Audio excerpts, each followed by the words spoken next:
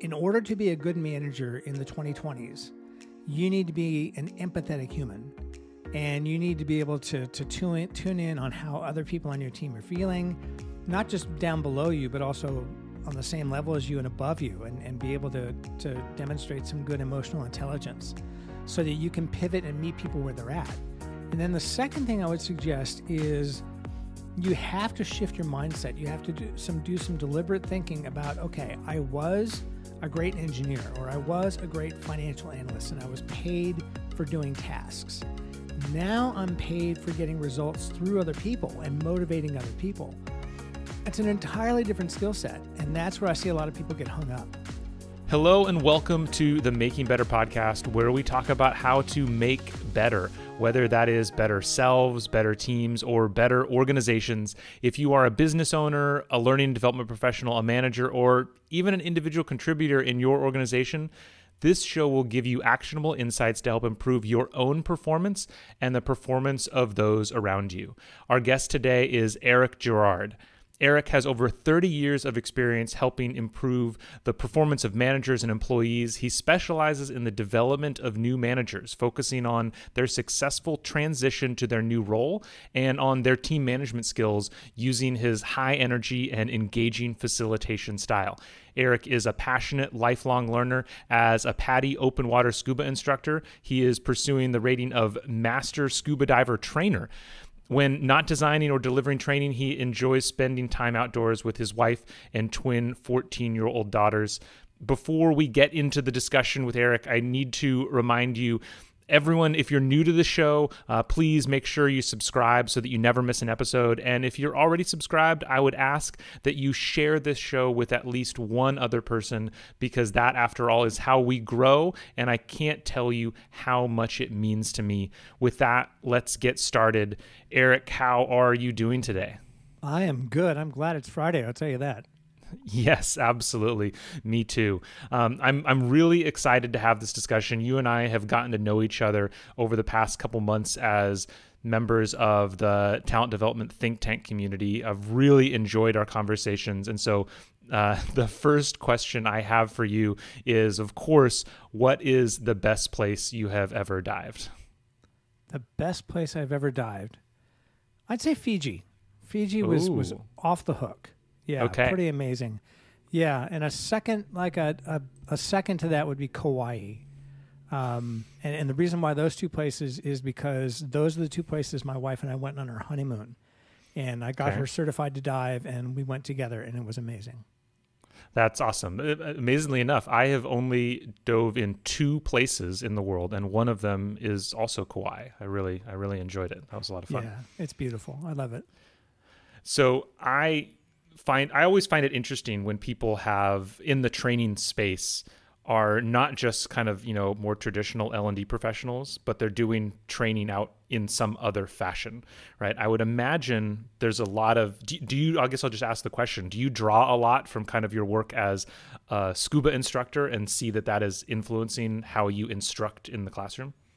They play together. So management development and scuba do play together, because a lot of what I know about adult learning theory in my day job translates to how I teach scuba. So explaining the big picture, explaining the why and the WIFM, what's in it for me, before getting into a detailed concept and helping folks understand, okay, this way is north. This is why we're here. This is why I should care, sort of a thing. Because you have to learn a lot of kind of obscure skills in scuba. Yeah. Just in case something goes wrong. And, in the middle of the instruction, it's easy for folks to kind of get lost in all of that. Like, why are we doing this? What is all of that? So constantly explaining, hey, this is why this matters to you. This is the benefit of learning this. And that translates between management development and scuba. And then something that I've taken from scuba is the way that PADI, the Professional Association of Diving Instructors, structures their courses. It's all really well done, excellent instructional design. They start from conceptual, theoretical, academic, where you take an online course developed in Articulate Rise, by the way. So you start Nice. with an online course where you get exposed to the theory and the concepts. Then you come to a classroom and discuss that and take a quick quiz and cement your knowledge. And then you head out to the pool where you first learn about the gear and how to put it together. And then you get in the shallow end. And the first breath you take underwater isn't in the ocean. It's just bending over and putting your face in the water in the shallow end. And so just scaffolding, little tiny steps, little scaffolds. Yes. Works really well in scuba to get people ready for that dive in the ocean. But you don't just throw people in the ocean. And so I often remember that when I'm teaching management development is let's not throw people in the ocean. Let's start small and work up to the bigger concept. Absolutely. And that's why I think it's so interesting and great when people do have some of those other kinds of instruction in their lives, because, I certainly think about this from my career teaching people how to fly planes. It's just all the concepts that we talk about in talent development and learning development, like you mentioned, scaffolding. They just become so much more real when you're out in a very practical setting of teaching somebody how to dive. It's not just you can literally see people going through those stages of development in really clear ways, which is sometimes can be harder in more traditional corporate training, I would say. Yeah, one of the things I always do in every class I design and teach is that there's always playtime. There's always time to try a concept. If I'm going to teach coaching and I'm going to teach a grow model, not only am I going to explain it and discuss it and answer questions, but you're going to conduct a mini coaching session and get feedback on that. Same with scuba. I'm going to explain a concept. I'm going to explain why you should care, and then you're going to go do it and come back and we're going to talk about it. So there's a lot of crossover. Yeah. Well, when you got into leadership training and kind of training in general, correct me if I'm wrong, but you kind of grew up in your career in Silicon Valley, kind of as I would say, technology was kind of eating the world, right? Or software was like these companies were just growing phenomenally fast. And I think there's some interesting things that happen at these companies. One, because of the way they're run and kind of then the pace at which they grow. How did your time, kind of learning to do this in Silicon Valley affect how you view management and then management training? My first job in Silicon Valley started in December 1999 at a company called Veritas. And that was right at the top of the dot-com bubble. Yeah. So it burst not long after that. It burst like the spring of 2000 or something. Yeah. And everything was on fire. My job was to run the new hire workshop to bring on new hires. We were hiring something like 60 people a month or something like that. It was a lot. And my first manager was an amazing guy who was just amazingly empathetic and really good at getting the team together and getting us all pointed in the same place. And was also my first remote manager. So he sat in San Luis Obispo, California. I sat in Mountain View, California, and we were on the phone multiple times a day, just checking in. How's it going? Got any questions? Yep. What do you need? And it was a great introduction to management. So Brent figures prominently in my book. I talk a lot about him as a positive example of how to do management. He's been on my podcast. He's mentioned in the book. We still stay in touch. We talk often throughout the year. So that was a great positive example. And then as I continued through my time in Silicon Valley, I ran into folks who, for example, used to be my peers at an acquiring company, and we were acquired by a company that was equal in size and equal in revenue. And somebody who had been my peer in the acquiring company was now suddenly my boss. Mm-hmm. Never received any training, just got the promotion. Of course. And it was horrible. It was just no fun. I didn't like it. She didn't like it. Our team didn't like it. And she actually voluntarily stepped out of that role, but not before she made a bunch of mistakes and made our lives miserable.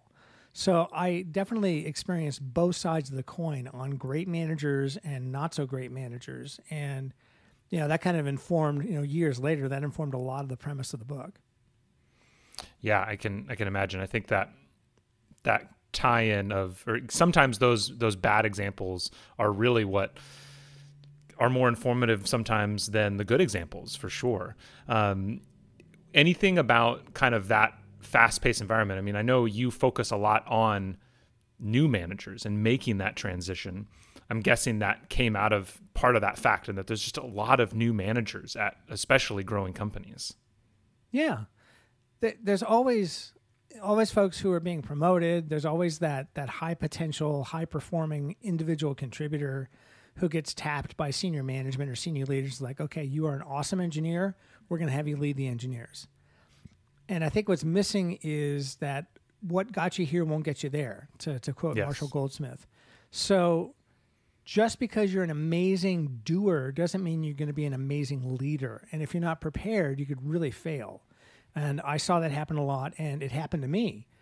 Even though I should have known better, I got promoted to lead my team in another company, and I came in like a bull in a china shop and just wreaked havoc. And none of us were happy. So I walked away from that thinking, okay, never again. That's never going to happen to me or anybody else ever again. I'm really going to be thoughtful and planful about how I develop myself, how I develop other managers, and ultimately it became this business. Yeah. Yeah, and you mentioned that you just came out with a book called Lead Like a Pro.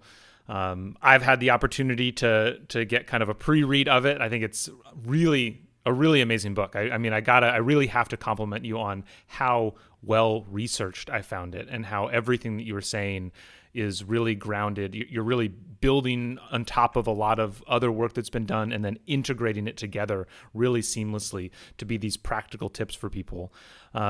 What are some of the hardest things? You know, you mentioned this transition. It's all about realizing what got you here won't get you there.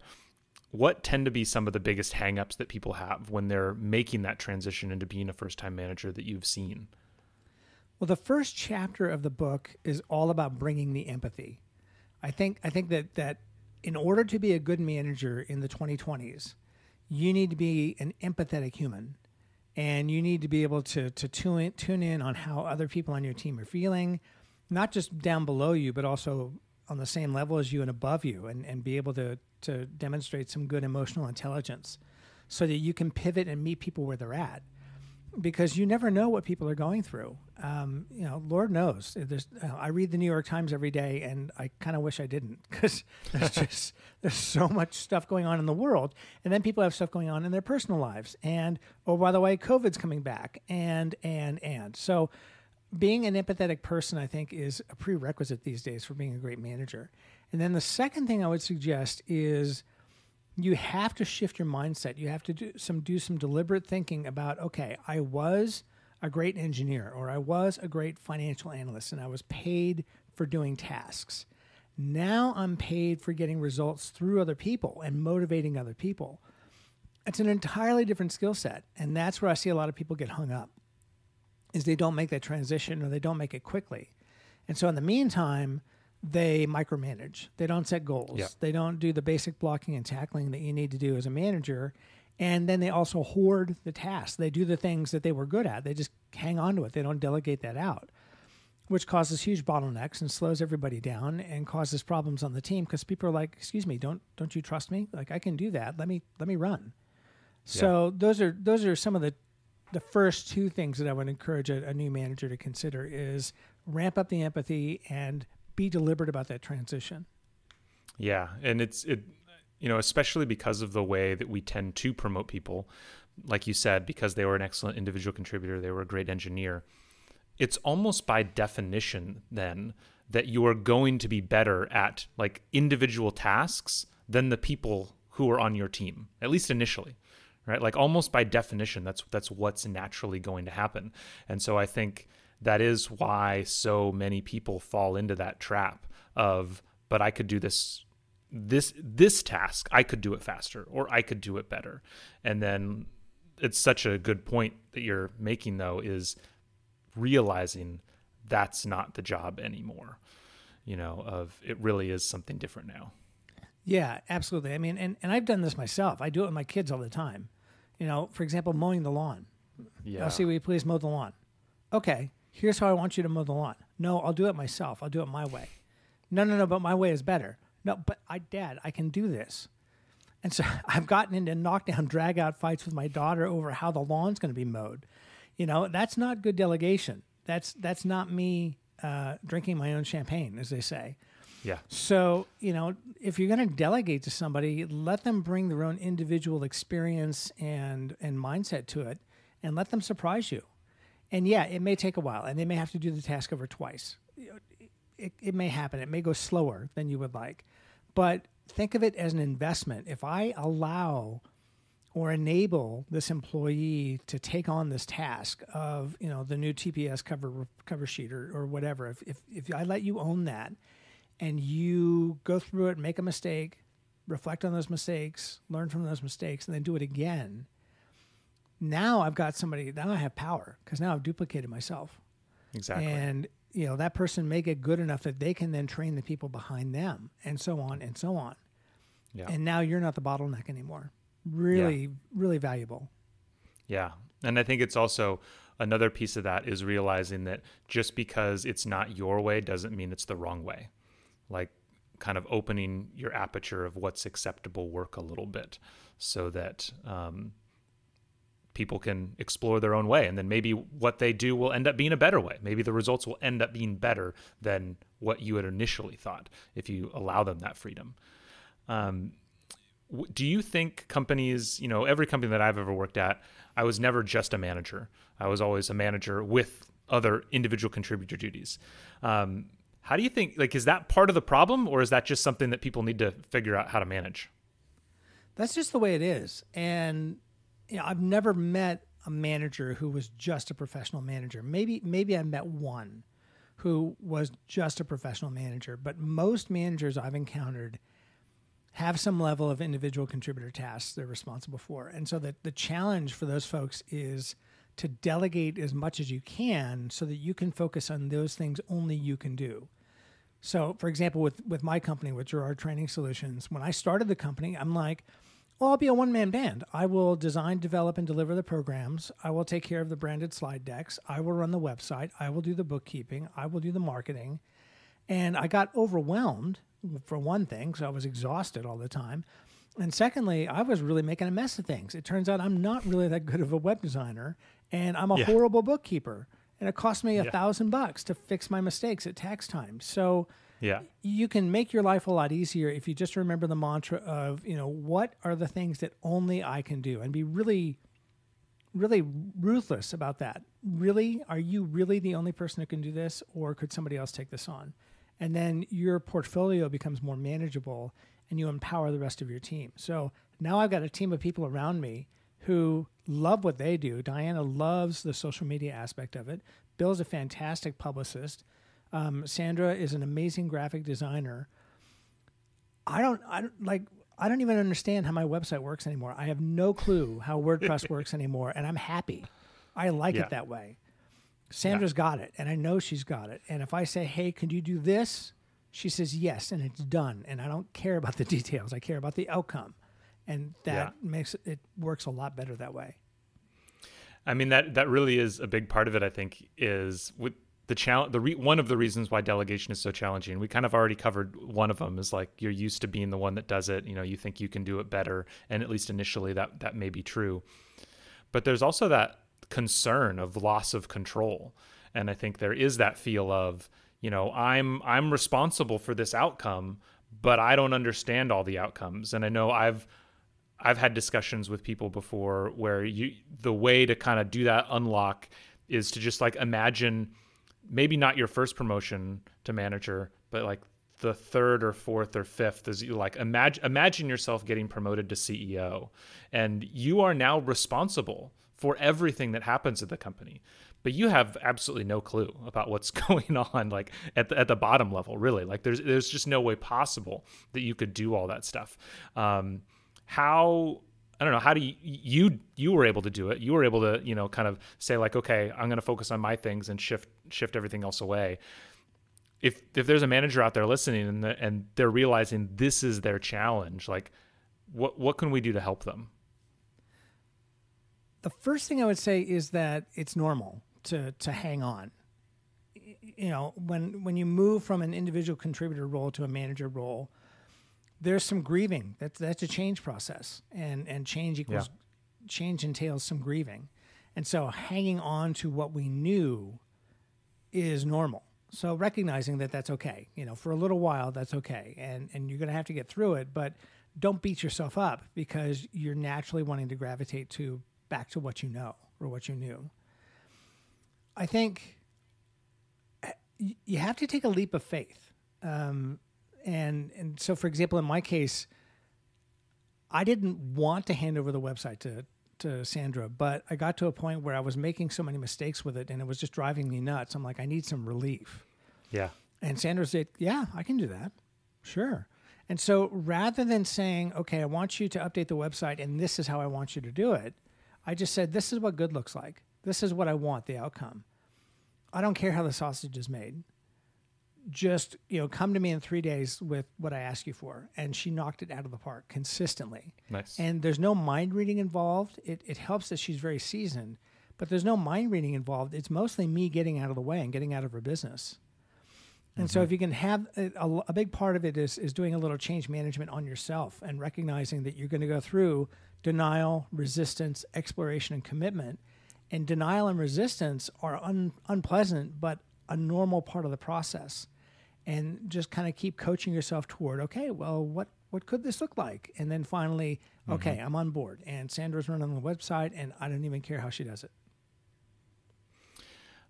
One question that I loved in there that you asked, that you just mentioned is like, what could this look like? I feel like that's a big one, is just, especially if you're in an organization where there are a lot of other new managers who haven't received training, and maybe you've never had the privilege as you did of having a really great example of what good leadership looks like.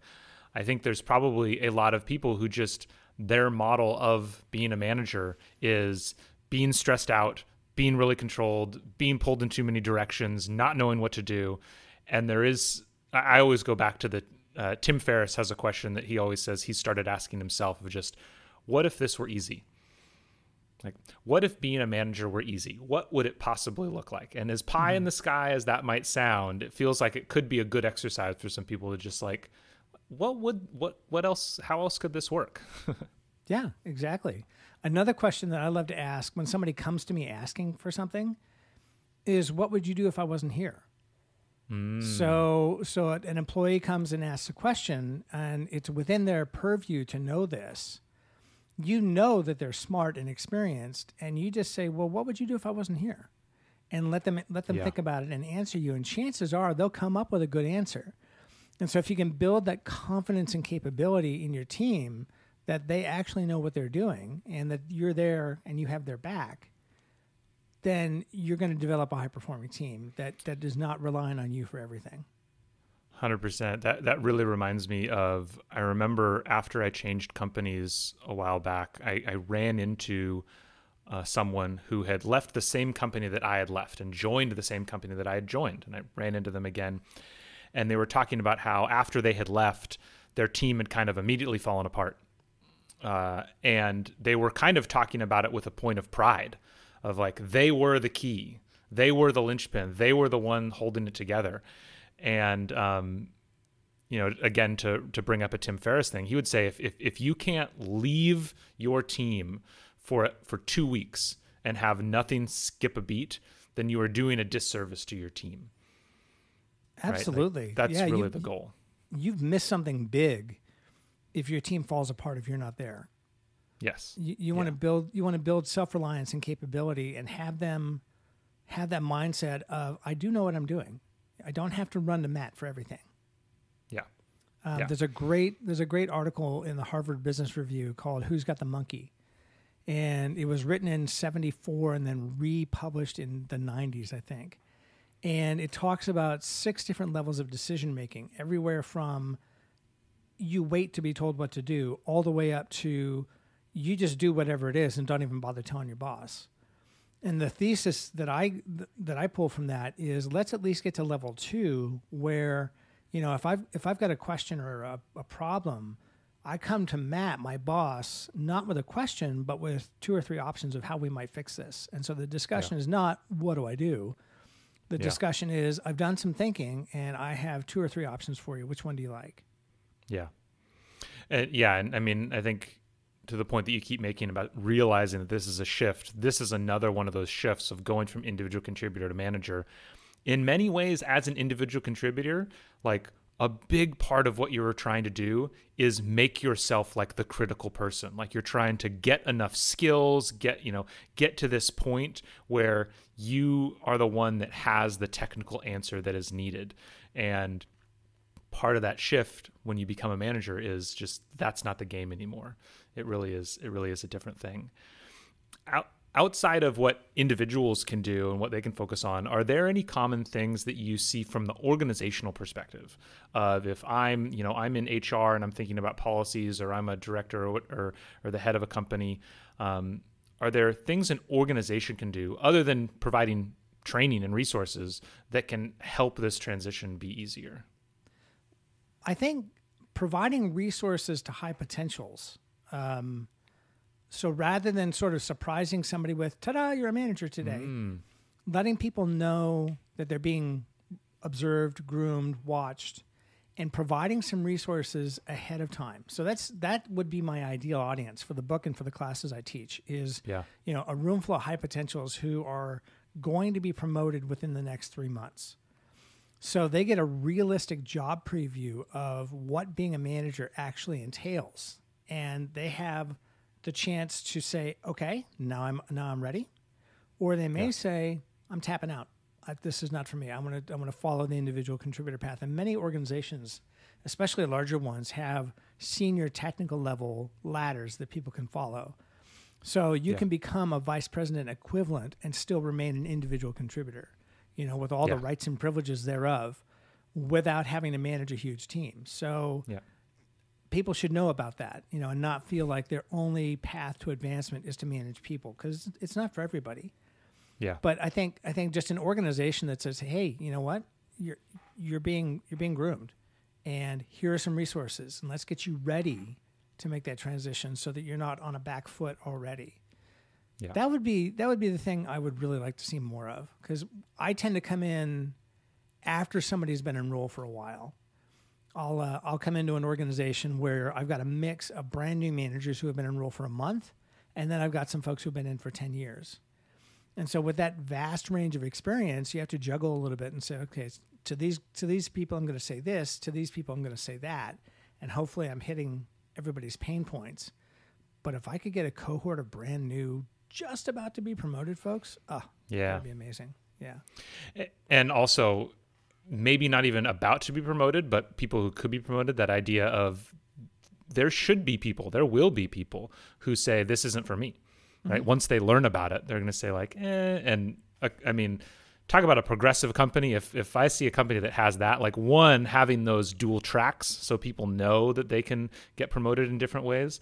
But then even after that, giving people a preview so that they can kind of try before they buy. I imagine would be really, really helpful for an organization. Yeah, absolutely. And my book would be one of those resources I would offer. There are tons of others. Yeah. Do a little reading, spend a little time on YouTube before you get promoted to decide if this is even for you. And if it is, then you're ready to go. And then you can step into the role confidently without trying to figure it out on day one. Yeah, absolutely. Well, so the book just came out, Lead Like a Pro. Is there anything else that we haven't talked about that's just like a key nugget from the book that you want to make sure people walk away with? I think it's on the last page. There is in big bold letters, it says, "You are not alone." As a new manager, it can feel overwhelming. There's a lot to do. There's a lot to think about. I would encourage folks to remember that they're surrounded by their network, and they need to broaden that network and talk to people who are more seasoned than them, more experienced than them. Make friends with your HRBP. Make friends with senior leaders in other organizations aside from your own, and build that network of leaders that you can go to. So you've got a best friend or two or three at work you can go to and say, "Hey, I'm having this challenge." I have personally really benefited from my relationships with HRBPs. And talking with other senior leaders. I mean, just networking and getting to know people and letting them get to know you so that when you need a hand, you've got that ready to go is really helpful. Awesome. Well, Thank you so much for that, Eric. Thank you for your time. The book is Lead Like a Pro. Everybody, make sure you go pick it up. It's on Amazon. Like I said, I just really, really highly recommend this book. You did some. I know it was difficult. I know you've shared that the creation of this book was a challenge.